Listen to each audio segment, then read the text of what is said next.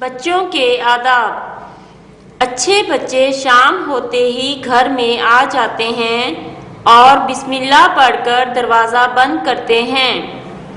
अच्छे बच्चों को कब घर आना चाहिए? शाम होते ही घर आ जाना चाहिए। और क्या पढ़कर दरवाज़ा बंद करना चाहिए? बिस्मिल्लाह पढ़कर दरवाजा बंद करना चाहिए। टीचर, बच्चों को शाम होते ही क्यों घर आ जाना चाहिए? क्योंकि शाम के बाद घर से बाहर रहना बुरी बात है। अच्छे बच्चे शाम होते ही घर में आ जाते हैं और बिस्मिल्लाह पढ़कर दरवाज़ा बंद करते हैं। अच्छे बच्चे शाम होते ही घर में आ जाते हैं और बिस्मिल्लाह पढ़कर दरवाजा बंद करते हैं।